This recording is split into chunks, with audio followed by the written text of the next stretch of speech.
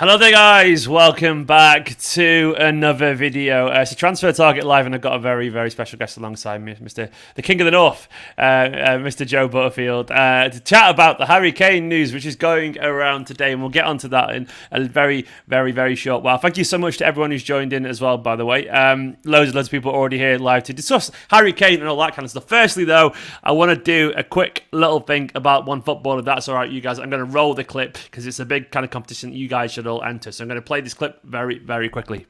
So football is back, and I've teamed up with OneFootball to launch their exciting new season prediction giveaway. If you can predict the results of the 5 Premier League matches currently seen on screen alongside me, you could win a pretty incredible bundle consisting of the following: a football shirt of your favourite team, and it could be this kit I'm wearing right now, not this exact one, of course, a brand new one, a OneFootball jersey as well, and excitingly, a copy of FIFA 2022. All you gotta do to be in with a chance of winning this bundle is click the link in the description below, download OneFootball, of course, and follow the instructions that load up to fill in the form and predict the 5 opening Premier League fixtures. But that isn't it. Once you submit your entry, you will be redirected to another landing pages, which gives you the opportunity, and it isn't mandatory, don't worry, but to predict one fixture from the Serie A, Bundesliga, La Liga, and League One opening season matches. You don't have to do this, of course, but if you do participate in the global giveaway, you will be with a chance to win a pair of match tickets. The prize is separate as well to the local giveaway bundle prize. And if you've got any doubts or questions, you can check the T's and C's that are present on that landing page. For now, though, what are you waiting for? Click the link in the description, go and enter that competition, and best of luck. Fingers crossed you win a prize.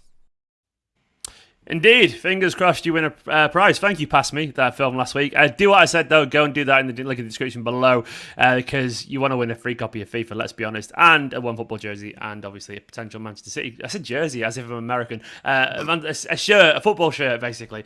Anyway, how you doing, Joe? I obviously alluded to Joe being here. Are you right, man? You good? I'm all good. Yeah, I'm all good. It feels like it's been a while. I think I've quite enjoyed stepping away from like this kind of stuff a lot for like while the Euros and everything's been happening over the summer. So it's good to get back into it. Hopefully, this is the start of a few more of these. Maybe it is. Maybe it's the start of a few more Harry Kane conversations as well. So basically, everyone, like if you follow both of me and Joe on Twitter, you know that neither of us are the most excited by this transfer, but that doesn't equal the same as not thinking this is a very good transfer, is what I will say. You know, the idea that this is, so we're going to try and stay away from that. We'll touch at that at some point today, of course, but we're going to try and talk about this transfer and the rumours going around and the latest reports, and then talk about what Kane could happen, whether you think it's going to happen. I already appreciate Paul saying because we've got Guardiola. I already enjoyed. That makes no sense if you haven't seen the documentary, but the Goose discourse is, I'm all here for the Goose discourse. But yeah, basically, I'll get onto the news if people haven't got up to date. For example, Joe's just got back in from work, and I'm not sure if he's even read the article yet, but I'll go through it now. Now, Jack Gorn, if you don't know who Jack Gorn is, he is the Daily Mail's Northern reporter, basically. He is very much part of the press pack, and what I mean by that is if the club wants to get some information out there, he's the kind of person that they brief, basically. And Jack Gorn has said in the article that he understands that the two clubs have held talks this week, with Kane due back for training ahead of the new season on Friday.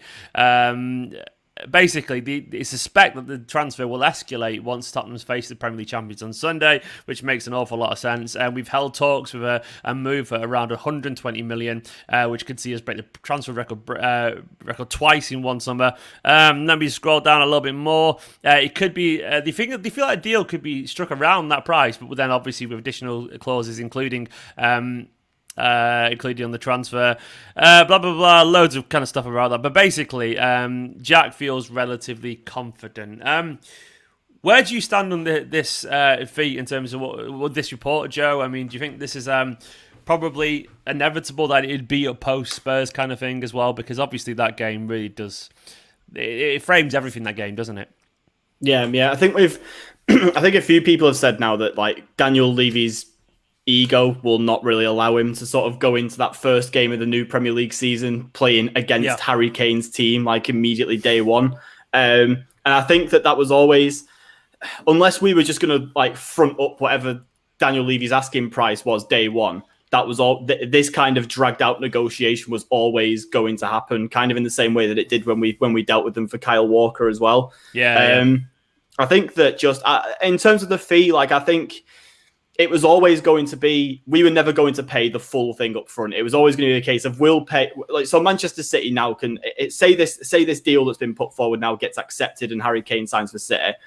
City can say we paid 120 million and we might pay these extra bonuses later down the line. But City can say we have paid 120 million for Harry Kane, whereas Spurs can say we've received 140 million for Harry Kane. And then that's both clubs get to do their bit of nice PR, and they both get to brief their own journalists about the deal. Both fans can feel slightly better or slightly better about the deal if having felt that their club has got a correct fee for the player and stuff like that.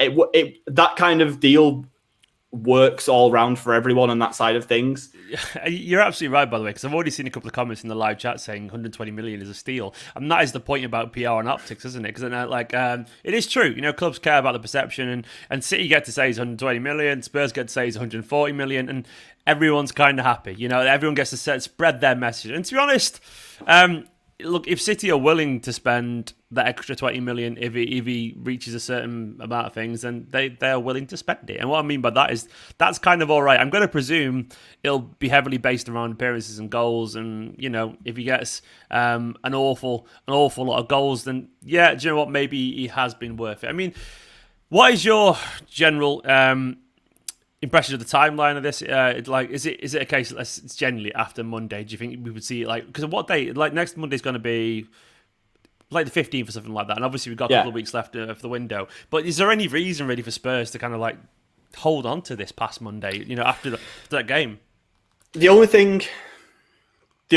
way that I see it not happening within 7 days of that Spurs game, sort of, it feels like it should just basically, as soon as that Spurs game's out of the way, there's no reason why they should really hold on to Kane any longer than possible, because I think he's made it quite clear in the press that he just certainly doesn't want to play for them against us. So whether they want to then continue playing him beyond that is not very likely. They need to replace him, and they need to have the money to be able to spend it to replace him.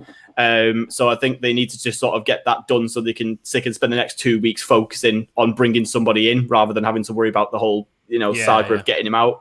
But I mean, I wouldn't expect it to be Monday or Tuesday or anything, because I would imagine that we put in the release clause for Jack Grealish on the Friday, and we didn't actually have the announcement until the following, was it Tuesday or Wednesday that we had it? It took 4 or 5 days for that to happen even then, and we paid a release clause. And I know that had the sort of the extra shenanigans of Villa trying to convince him to stay and all that. But I feel for it to be Monday or Tuesday, Spurs would just have to accept it today or tomorrow. And if they're not even going to entertain that until the game has been and gone on Sunday, then I would imagine that hopefully by the next weekend's fixture, if they're going to accept this deal, that we would have Harry Kane at that point. And I think that kind of I feel like early next week's so key for this. And what I mean by that, because obviously that big excuse about Harry Kane, it's no longer there. Harry Kane. So the City Spurs game is no longer there. So I mean, that is 100% the key framing of this, isn't it? And I do think, to be honest, if Spurs, if Spurs do think in the back, if Daniel Levy sat there going, I might consider selling Kane, chances are he's probably already made his mind up. We can act like they haven't. He knows if he's going to sell him, or he knows if he's not by now. Everything else is just noise. It's for show, and it's getting a little bit more money out of it, whatever, which I understand. But the point is, the decision has been made, genuinely. And there's a big difference between going, we're not going to sell him unless we get 250 million, and saying we're not going to sell him unless we get 150. Because at that point, if City's already offered 115, 120, there's a middle ground. They're going to find it. So at that point, Daniel Levy will know. That's the point I'm making there. So at that point, there has to become an optimum time, doesn't it? So they can find a striker. There has to be. Unless they are, because if they don't give themselves a week or two to try and find a striker, they are massively shooting themselves in the foot. So what's the point of that money if it's for nothing, I guess? Because if they get all that money in, then genuinely don't sign anyone. Is there any point to it at all? Is it even good business for Spurs? I mean, money financially it is, but does it not just massively set them back? In your opinion, or what? Yeah, I feel like it's sort of. I mean, if let's say they sort of get the deal gets done and the money is exchanged for lack of I don't know how this actually does work in terms of transfers, but let's say it all gets of done on that side of things. by next Wednesday. If it happens by Wednesday, they've got, assuming the transfer window closes on the 1st of September, I assume it does. But if it does, and Spurs have 2 weeks exactly to find someone. Now we've seen reports of them having had deals agreed with Inter for Lautaro Martinez and stuff like that. But apparently any deal there was agreed before Chelsea came in and signed Lukaku. So maybe that deal either becomes a lot more expensive for Spurs, or the door is just shut on that deal for Spurs because Inter don't want to go into even with their current financial situation, don't want to go into the season without a striker.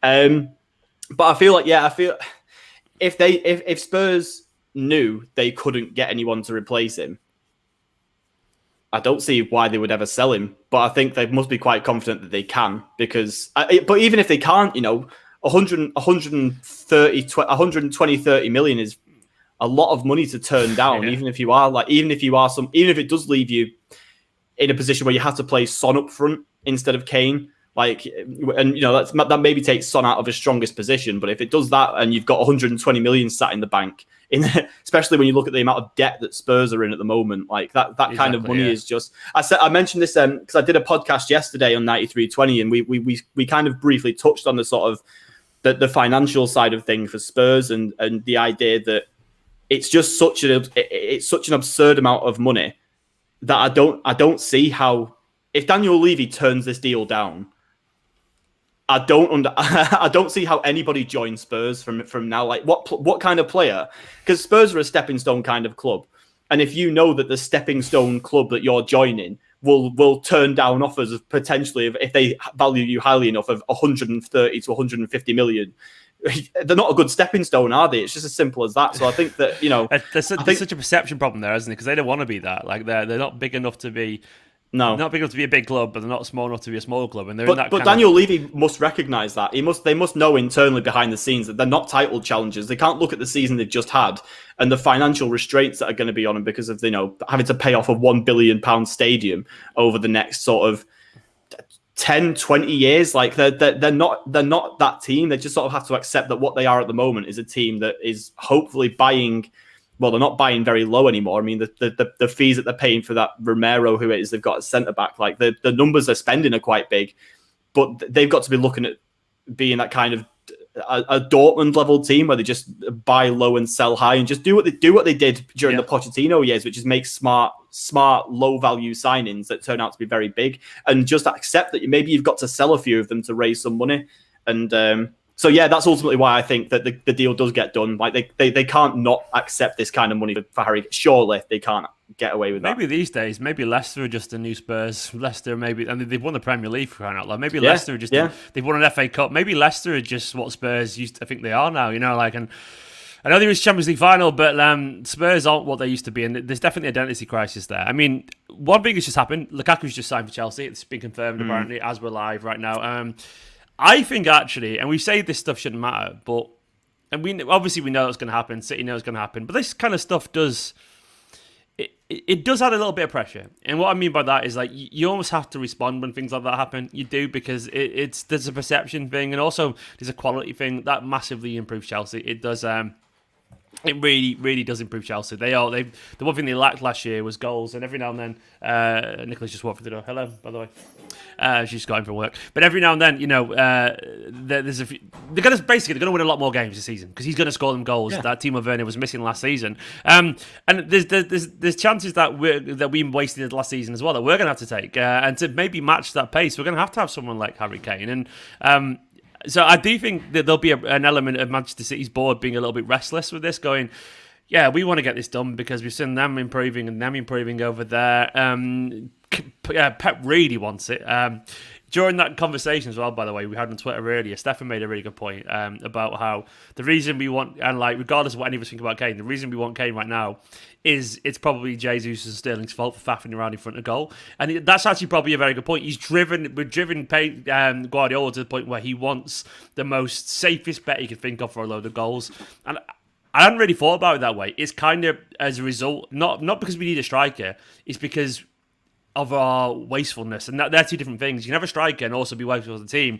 But I think it's because we've been so wasteful as opposed to because instead of needing a striker, if that makes sense. Because you might not be wasteful and might not have a striker, it doesn't matter. But we've been both. We've not had a striker and we've also been wasteful. So I do think we've actually got to a point where it's become essential. I think Guardiola sees it as absolutely essential. We're not trying to find a striker. We're trying to find a striker who absolutely guarantees none of that bullshit that we've seen over the past couple of years with players stopping in front of the goal. So I haven't really thought about it that way before, but I think that's a kind of good point, because it's not just about any striker. It's about removing those frustrations. So I guess the point I'm making is, like, after Lukaku and seeing goal the last couple of years, with only a couple of years of Guardiola left, is it on the club, in your opinion, to deliver Harry Kane for Guardiola? Regardless of what any of us think about Harry Kane, like, do we owe it to Guardiola, given everything, to actually get this done? I think when you have a striker of Lukaku's quality move for what looks like is going to be about 20, 30 million less than what we're talking for Harry Kane here, because at the beginning of the transfer window, Lukaku made a lot of noise about how he's really enjoying life at Inter Milan and doesn't really have any interest in moving. Now, obviously, that's probably shifted because of the likes of Conte leaving and because of seeing other players start to leave, like Hakimi's gone as well to PSG and stuff. So maybe his perception's changed, and obviously the financial situation of the club, maybe they've done a bit of pushing him a little bit to get out. But when you see a striker like that go, and City have, by all accounts, had little to zero interest in him. We didn't make any approach for him. We didn't make any noises about maybe looking at him as an alternative and stuff like that. Likewise with fucking Lionel Messi. Like when those two players. That's a clip, by the way. That was on fucking Lionel Messi. That'd be a gif. But yeah, you're right. When those two players move in the same transfer window that you as a club are looking for a clinical number 9 or a clinical finisher. And maybe Lionel Messi isn't a traditional number 9 in the same way Lukaku and Kane are, but he's a man who guarantees goals. When you have two players like that moving around the transfer window, you'd better get the guy who you're after done. Like, you cannot, if we put all our, it's like Maguire, we cannot put all of our eggs in the Harry Kane basket and have him not sign. Because we totally agree. I feel like we'd be a failure if we don't. In the summer where Messi's available, if we don't sign either of them, we've absolutely fucked up in a catastrophic level, in my opinion. Yeah, and Lukaku's available as well, by the looks of it. So there's 3 strikers that were available. Yeah, exactly 100. And I think that what's frustrating for me is that the Messi thing became a story as soon as Barcelona officially announced it. We all got a bit giddy, and then Paul Ballas came out within an hour and just said, yeah, City aren't interested. So that was that one cut down immediately. There weren't any actual links to Lukaku other than a few vague rumblings maybe 6 months ago, and City didn't even need to address those because they just weren't happening anyway. So when that happens and you very publicly say, Pep has come out in a press conference and said, we want Harry Kane. And Pep doesn't do that with transfer targets. That's what. So we are 100% all in for Harry Kane. And if the club don't get me wrong, in terms of my personal opinions about the transfer, I'm not going to lose any sleep if we don't pay 150 million for Harry Kane. I don't see him as a 150 million pound player. And that's a conversation that we'll maybe have at some point. But from the club's point of view and from Pep Guardiola's point of view, he will be looking at that and thinking, right, maybe you didn't want to go to 150 million for Harry Kane or whatever it takes for Spurs to sell him. But if you'd have just told me that from day one, I might have said, okay, then let's go for Lukaku then in that case. And I just feel, and I don't know. I don't know the conversations that are happening behind the scenes, but ultimately at the end of the day, from a pure club perspective, from a pure improving our squad perspective, we need to make it happen. It has to happen at this point. If Lukaku and Messi move in the same summer that we, who were crying out for a number 9 for basically the last year while Aguero's been injured, have then not signed the number 9, then it is incredibly bad from the club's point of view. And I guess going back round, basically, then we are essentially the conclusion is that yes, give Guardiola what he wants because I think he's earned it. He's earned it. I mean, what he did last season. It's so weird, the perception of last season. I was thinking about it last night because I was at the showing at the premiere of the documentary last night, and it's so weird how we perceived last season, which is one of the greatest seasons in the history of our football club. Yeah, it doesn't feel like it. It's so strange how it doesn't feel like that. It's because the final game of the season was the Champions League. That's all it is. It's mad. It's mad because last season was literally one of the greatest seasons of ever in the history of Manchester City. And Guardiola did that essentially without a number 9 for most of this. Well, we did. It's weird saying that because every time I say that, I feel other fans looking at me going, you had Gabriel Jesus who plays up front for fucking Brazil. Ooh, boo-hoo, he's not good enough. But still, you had him, which is a very good point. But even, I guess... We didn't have a night that Guardiola felt confident with him. Ferran Torres came as a winger. He did come as a winger. So I guess the point is, it was very much in some people's eyes his magnus opum. He made it. It's his crowning achievement to get that far, especially when we won like 20. I always forget how many games, 28, I think it was, or something like that in a row. Last season was incredible, and to go that far, basically. Given the circumstances and given the squad that we had, given the forwards we had, was sensational. It was It was a brilliant use of the resources that Guardiola had. Substantial resources, don't get me wrong, but it was absolutely fantastic. And after that, you almost have to give Guardiola what he wants because Aguero's not even there. You can't even turn around and say Aguero anymore because he's not there. He's not even he's on the bench anymore. So we do essentially owe Guardiola. And I know yourself. And me and you, we share similar views on this. And my personal view is one that Kane doesn't excite me. It's not because I don't think he's a fantastic player. It's not because I don't think he would be brilliant in Manchester City. I think I've just reached a point in my supporting in Manchester City where we've been so spoiled, and I can entirely admit I'm totally spoiled on this, that I do crave a bit of excitement or a bit of a story of a transfer. And Kane is just the Spurs guy to me. He's been there forever. He's very much someone else's news. He will do great, but he's a functional statistical signing. What I mean by that is he's functional brilliance. He's a spreadsheet signing. He'll score loads of goals, but without ever being exhilarating. Doesn't get emotions going. I don't know why. Maybe it's over familiarity. And I know you feel roughly the same, Joe. But I mean, at the same time, does that really matter? Does it really matter? I guess it's always said Grealish is the Villa guy in the comments. Yeah, well, Grealish wasn't the Villa guy though, and what I mean by that was Grealish hasn't played in the Champions League. Grealish hasn't played in cup finals. Grealish was this guy who was up and down in the Championship. Grealish was essentially, I'm not saying he was a nobody, but he wasn't a somebody yet. He was a guy who was about to be a superstar, but he certainly wasn't. Who Harry Kane is. Who Harry Kane was, an established long-term international player at the Champions League stage. It's the same way that I can imagine some Man United fans felt a bit about Robin van Persie, where they're like, all right, fine, okay, but they weren't particularly. I can't imagine they were all absolutely, jumping for joy, and because sometimes you do want something a bit more exciting, don't you? Is that a fair assumption of how you feel as well, Joe? Yeah, 100%. I think a lot of people who have seen the conversations we've had on Twitter a few hours ago, like a lot of people are sort of confusing us, thinking that this isn't a sexy signing for thinking that it's a bad signing. And by no means do I think it's a bad sign. I think it's possibly the perfect signing that City could make. Like it's exactly what we've got. He could score 40 goals and get 20 assists next season quite easily. And also could be the best team anyone's ever seen in this country. And he could do that. Exactly. He's a superstar. Yeah. We're adding those kind of numbers to a team that is already like smashing everybody. Like this, it's not anything to do with Kane's as a footballer. However, for me, and I think a large part of it is maybe because like 3 or 4 months ago we were linked with Erling Haaland, and it looked like it probably is that. It looked like we had the next big Mbappe-esque 20-year-old goal, like free-flowing goal scorer who could have maybe stayed at the club for a decade and we'd be moving on.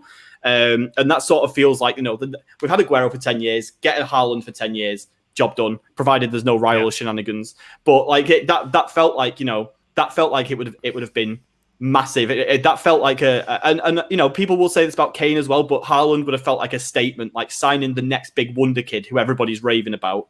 But Harry Kane is just like he's a guy who he's 28 years old. He is very much the Van Persie signing, but the only problem is Van Persie cost Manchester United like 20-25 million because he was in the final year of his contract. Yeah. Harry Kane is costing us the potentially the third most expensive signing in transfer history, and for something so potentially short term. Because we talked about in that conversation we had, there was the sort of opinion raised of how of maybe how much longevity he's got in his career, and I think because of the number of injuries he's had over his career, I think you'd be lucky if he's always going to have the clinical edge when it comes to finishing and stuff like that. But I think on a physical level, maybe by the time he's like 31, 32, he'll be done. So you're looking at maybe 3, possibly 4 years of him being like top level.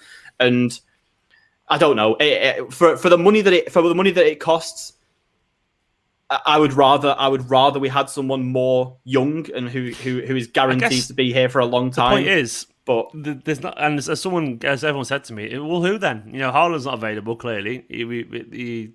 And there's no one else really. That's the thing at the moment. I think what we've realised, by the way, I guess this is one of my concerns in general. Everyone goes, "Oh, there's always going to be another Haaland and Mbappe," but when you look around in that mid-20s, right, there's no other strikers. Like there's no one really. There's Lukaku and Kane who are both 28, who are basically getting on a little bit in terms of the striker age. But then there's a massive paucity of strikers between 21 and 27. There's not many. There isn't many around of these there's been a genuinely lack of high quality strikers around these days. And Chelsea, they've had to try twice to get someone. And you look around Real Madrid, who've got Benzema's really old. And when you think of the top strikers, you've got Lewandowski, really old, Kane, not exactly the youngest these days, and then you think of Haaland, very young, Mbappe, very young. The case I'm making is, I think it's the fear of missing out. I think there's a FOMO factor as well with Haaland, because you feel like, oh, we don't get him. But what do you know what I think it is? I think there's a crushing doubt that we sign Kane, and we're City fans, we presume everything could go wrong. So we presume we could sign Kane. After 2 years, he starts getting injured like Aguero. And then United sign Haaland, and all of a sudden they have the best striker in the world for the next 10 years. That is the crushing fear, I think it is. Subconsciously, we worry about that. And there's no guarantee. There's no guarantee that happens. There's no guarantee that there won't be another person. There's no guarantee that there'll be another Haaland, but there's no guarantee that there won't be either. It could be that Liam Delap is that guy, and actually, it could be devil's advocate. This is the best thing we've ever done, because it could be that 3 years of Harry Kane, Delap goes on loan to the Championship this season, scores 30 goals. He goes on, he gets some team up, and then he stays on loan at that team for another year, scores 20 goals in a relegation struggling team. It's like, this guy's fucking And then we good. sell him for 15 million. Yes, exactly, yeah. No, but then we bring him back and go, oh shit, he's actually ready. It could be that it works out perfectly, and everything we've just said is actually, we've just raised our own Haaland or Kane anyway, and I'm not exaggerating to say that I do genuinely think Delap, he could be a superstar. So it could be actually, maybe this is it possible that this is part of the consideration? Honestly, I feel like, so we all know that Jadon Sancho saw his arse when he knew that we were going to sign Alexis Sanchez, because he saw Sanchez as an immediate replacement for him. However, I imagine the club's thinking with that was, we've got Alexis Sanchez who's at the back end of his career. We'll have him for a couple of years. So we can have space for Sancho, and then once this guy, well, Sancho will play in the under 18s, under 21s. He'll smash it for a year or two, get some cup time, and then when Alexis Sanchez is 31, 32, 18, 19, 20-year-old Sancho will be ready to enter the first team and stuff like Foden, essentially. I assume that was the succession plan, much like it was with Foden and David Silva. Like, I assume these succession plans were in place, but obviously he decided to sack it off. Now, however, if Liam Delap doesn't do that, then there's a huge opportunity there for by the time that Kane does begin to sort of have that decline, whether it's in 3 years or 4 years or even 5. If it's 5 years' time, like, Liam Delap's going to be 22. Like, he's hardly going to be like... If he can start rotating in some game time when he's like 19, 20, then I think that's going to be, huge, and he could be ready for the first team by then. Yeah, exactly. I mean, Delap's 18 now, so he'll turn 19 during this season. So let's just say if he goes out on loan for 2 years, he's only turning 20 during that second year of loan, if that makes sense. So he's got a little bit of time left, and it could be that if he's scoring a shit ton of goals, maybe naturally Jesus is gone at that point. Maybe naturally Jesus is gone or whatever. Yeah. Kane's there. We might feel like, just bring him back. The boy's ready to be the guy who rotates with Kane every now and then. And Kane probably will get the odd injury here and there, or be rested for the cup games. And Delap at this age could be going into 3 years from now. 23, 24 season, whatever. He could be 20 years old, the backup to Harry Kane, and he could be playing 15, 20 games and scoring 10 goals, and be like, he's so fucking ready when Kane's ready to go. It could be that. It could be that we see that, and maybe that is something to consider. Pete's just said it with the super chat. Pete, your legend, thank you so much. Saying not excited by Kane, but Kane is what we need. That's basically it. Like it's nothing more. It's nothing more or less than that. I don't think he's a sexy signing for the amount of money that he costs. People aren't wrong for what it's worth to be excited. People aren't wrong to be excited because, of course, someone said I'm excited because we're signing the greatest goal scorer in England at the moment. I'd be like, fair enough, fair fucking enough. I can't disagree with that. It's just football's an emotional thing for so many people. What I will say though, by the way, is that we have been spoiled. We have been. We got Grealish, man. Maybe that's the sexy signing. Now let us have the functional, brilliant one, who also is very sexy to people's eyes. Emphasis on sexy when it comes to Jack Grealish. Yeah, exactly. Yeah, and do you know what? Someone definitely finds Harry Kane sexy, and good for you. Good for you, man. Like, yeah, you're allowed to. I'm sure. He's yes. Enough about Kane's sexiness. But either way, what does Kane do? What does Kane do for Man City's expectations? By the way, do you think this is going to happen? Do you think this will actually happen? Because I think it will. I think I've got to the point where I'm more... Nicholas in the chat, she finds him sexy. Thank you. You are my wife after all. You should have to. And likewise, Nicola. Sorry, let's get to the super chat first. Mason, big love, Mason. Thank you so much, man. Mazin Pervez saying, Kane had injuries, that's true, but he has been poorly managed at Spurs. He's been playing 90 minutes as soon as he came back from injury, then injured again. That will not happen in City. We do sign him. I agree with that, for what it's worth. I do agree with that. I think that's a fair comment. I think the way that Spurs have managed Kane over the last 2 or 3 years has been like comical. Like they've become so utterly dependent on him scoring goals that they've just like. I mean, I would say it's borderline career threatening for Kane, to be honest. At this point, the way they've handled him, like maybe that's why he wants to go as well. He's like, leave me alone. He probably does. Like, I mean, a few more of those ankle injuries, and who knows what is. You hear these about, obviously. Physiotherapy now is like miles away from what it was like in like the 80s and 90s. But you've got these players who got these small injuries on their knees and stuff like that and can barely walk now. Like if you're Harry Kane and you've had to have like 5 ankle operations by the time you're 32, you're probably thinking, this isn't great for the long term of my life, is it? But it's that's definitely not going to happen at City because we will have, even if we don't have another striker, we'd be able to rotate out and do the false 9 thing every now and then. It wouldn't be the end of the world. Oh, yeah, of course. And we play Varane. Varane would be the... OJ wouldn't we? So we'll play Varane as the backup, and he'll still score plenty of goals. What I was going to say... that was it. So I'm of the opinion that I think this is going to happen. I think it will do. It's just my personal opinion, but I think there's too much noise here. And, things start to feel a bit inevitable. I do... The report, by the way, if anyone's joined this quite late, don't forget to hit the like button, subscribe, blah, blah, blah, etc. The report... suggested that City feel that there's been essentially a change in mood, and this comes from Jack Gorn once again. And the idea, what they mean by that is it's usually a willingness to talk. From having chatting to people and journos and scouts and all that kind of stuff and agents, they always say what happens is the club just start negotiating with you as opposed to just ignoring your calls or getting back to you and stuff like that. So I guess that will imply that, and I wouldn't be surprised with the timing, fully well knowing that if they start negotiating now, nothing's getting done before the game on Sunday. So it's probably very much a timing thing. But where do you stand? I mean, do you think this is going to get done? Do you think it's more likely than not? I mean, obviously, I'm not asking you to predict, but you just your general vibe right now. It's going to turn my laptop charger on. Carry on. I think at this point, I just feel like the club has to make it happen at this point. Like we've got, I think the Lukaku and Messi news has probably. I certainly hope that in the offices of Manchester City, like they've realised like shit, like we've got to get Kane over the line after this, and I really hope that they do it. I think Spurs are obviously going like they'll obviously sell if we get to the right number, and if they've suddenly decided that they're willing to open negotiations and meet us at a certain price point, which I think City probably always knew from day one, then the 150 million talk in the paper is what it is. Like Villa said they wanted more than 100 million, knowing full well that they had a 100 million release clause. Like you can say what you want in the media, but I think that as long as Spurs are now willing to negotiate, I think that's basically done. Like if they've opened up, then they've clearly resigned themselves to the fact that Kane isn't staying. Like, I don't know where this... I assume that this talk of, him potentially signing a new contract, because it came from someone who works at The Athletic, so it must have been quite well sourced from somewhere. But if a day or two after those reports come out, Spurs are suddenly open to negotiations, then obviously those contract discussions haven't gone very well if that's been the case. So I just think, and Spurs ultimately know that it's look at Messi. Like, we didn't sign him last summer, and this summer he wasn't even an option. Like, if we don't sign Kane this summer for whatever reason, we're not going to be back there next summer asking for a 29-year-old Harry Kane, like unless it's going to be for like 50, 60 million. So they've basically got now or never to sell and get as much money as they're going to get. And Kane said as much in that interview that he did with Gary Neville a couple of months ago, didn't he?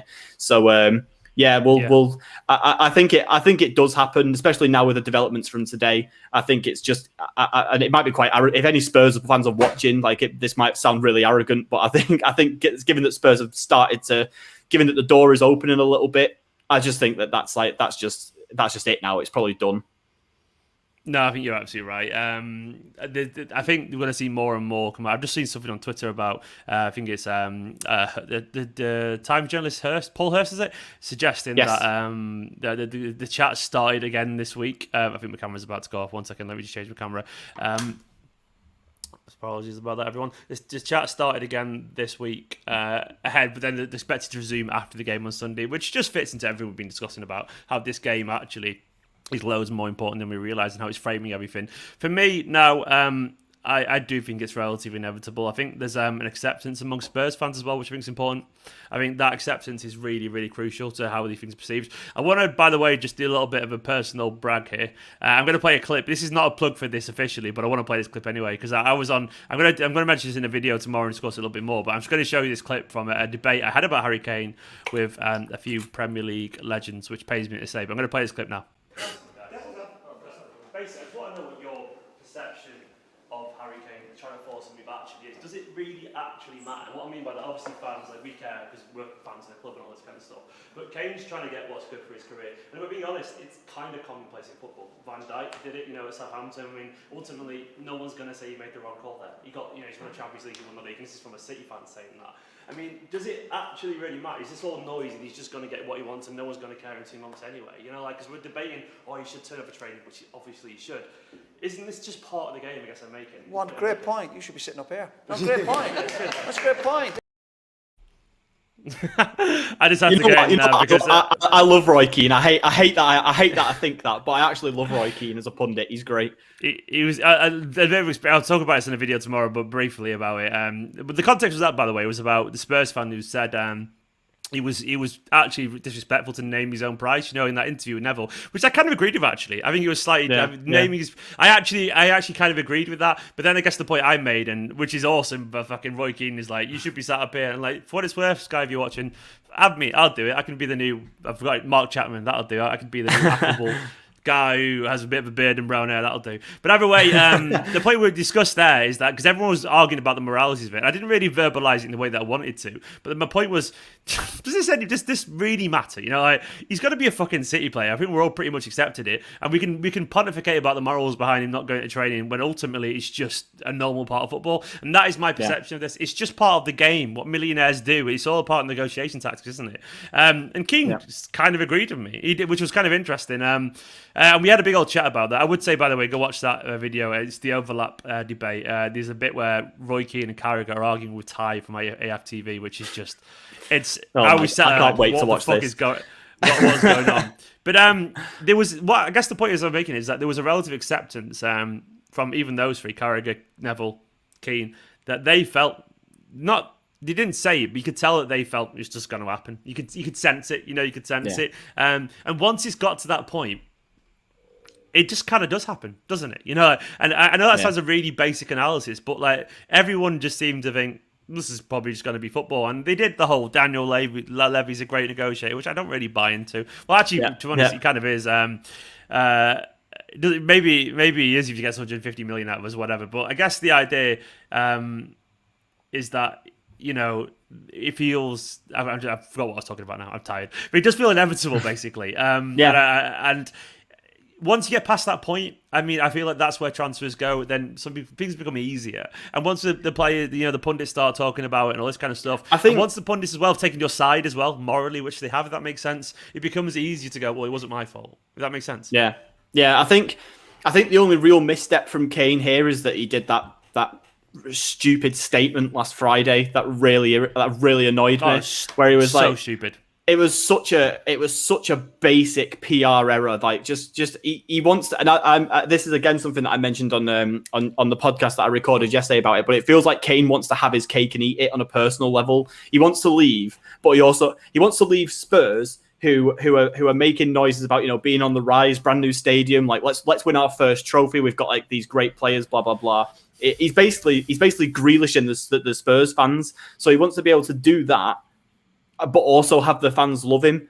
And it's just not realistic to expect a player to move from Spurs to big bad Manchester City, who buy everyone's good players and win everything all the time. You aren't going to do that and be loved. It's just not going to happen. To try and bullshit your way through the fact that you've just gone on strike for a week to attempt to appease them when they can all see through the lie is just, it probably makes Spurs fans respect him less.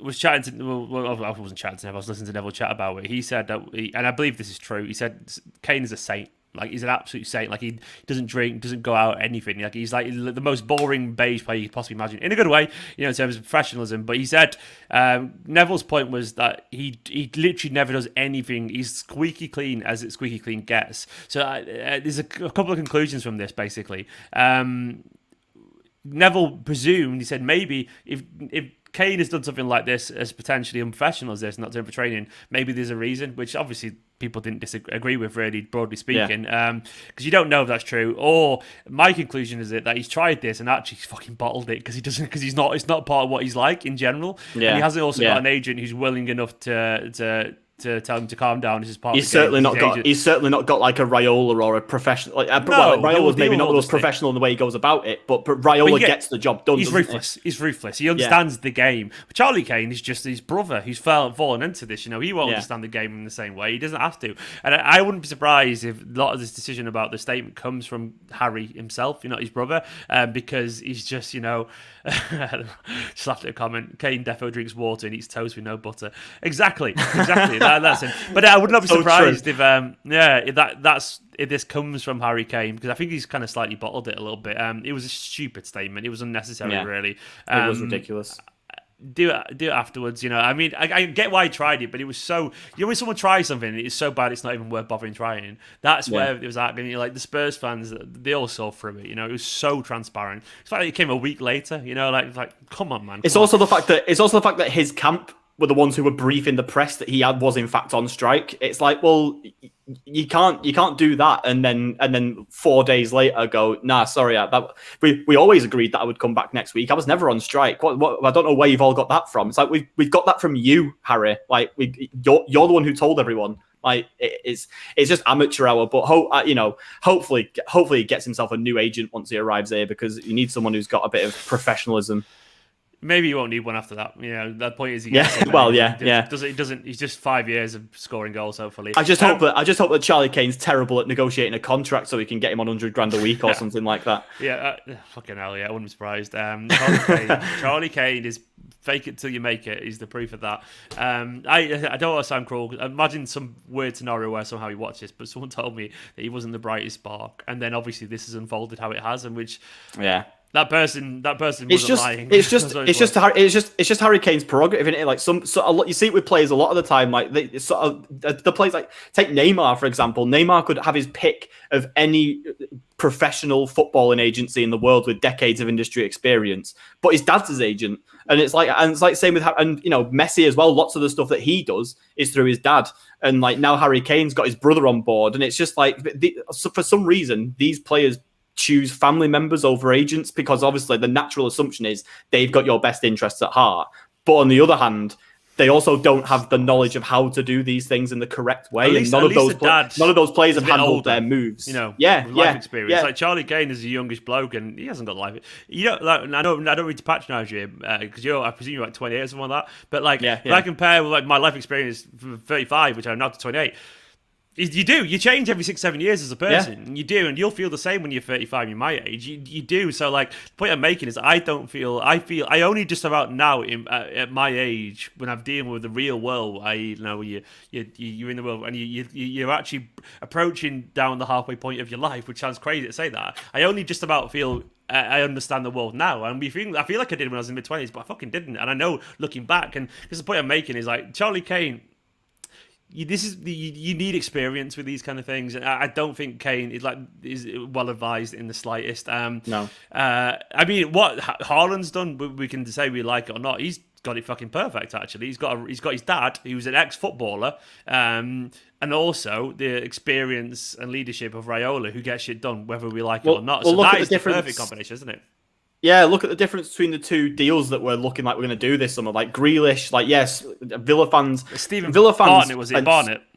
Yes. Oh yeah, that's the one. I couldn't remember his name when I last tried to talk about him. But like Grealish's camp. Yeah, Grealish's camp had Villa fans absolutely raging on Twitter for days as soon as it became apparent that he was going to leave and like at the idea of him going. And he just kept quiet, kept his head down because his agents will have said, "Look, you just keep your head out of any sort of off social media, off everything. Just leave yourself out of it. We'll do the deal, and then you can go back to training with Villa, get it done." That's exactly what Kane should be doing right now if he had an agent who knew what they were doing. But instead, he's tried all this, amateurish. Like let's tell the showbiz editor of the Sun that you think you're going to get a move, so it gets onto the front page. Like let's go on strike, and then if you don't like it, you can just go back on it in a couple of days' time. Like it's just been handled really badly, and that's I don't know whether that's on Kane as an individual or whether that's on his brother or if he's got other people advising him, but it's all ended badly anyway. It's Jonathan Barnett, sorry, not Stephen, but Jonathan Barnett, who represents Grealish, and he also represents Gareth Bale, who organised the Gareth Bale to Real Madrid move. So that's experience. I'm not saying I don't know if these agents are good people or whatever, but the point is, you'd rather have someone who knows what they're doing than someone that doesn't, which is why Harry Kane is left in that shithole situation. It's interesting chatting to Roy Keane with that thing, because he said during that show that he negotiated all his own contracts. He said he made sure he had a $3.5 million release fee clause when he was, in his contract with Nottingham Forest, stuff like that. So when he went to Man United, and because he knew where he'd want to be in a few years' time, and it seems so obvious. I mean, maybe there's a lack of common sense in this world, but to me, I don't know how much Kane's on. Presume he's on $200,000 a week or something like that. Yeah, about that. I would, if I was Harry Kane, instead of getting $200,000 at 6 years, I would go, I'll just take 150 because I'm still a multi-millionaire anyway, and get all these fucking sponsors. I'll take 150 and give me a 4-year contract. Yeah, but give me a release fee clause of 125 million in it. If I was Harry Kane, but it's almost like maybe there is a lack of intelligence sometimes in football, and that's probably not really a surprise. But this is the thing. Footballers generally do not make it for all the way through the education system, because once you reach a certain level of hype at a football club, unless you're at a club like Manchester City who help their kids with that, you typically just drop out of school because you know that a potential multi-million job is waiting for you in a couple of years' time. They're also money coddled, aren't they, as well? Everyone does everything for them. They don't make any of their own decisions, and when you get to that, you don't have to think logically because you never expected to, or critically because you never expected, because everyone does it for you. Yeah, and that's why players like Grealish, like when he signed that new deal last summer, his guys knew, right, put a release clause in there, because if you don't make it to the Champions League, my client is good enough and wants to make it into the Champions League. Let's put a release clause in there so that can happen if it does come about.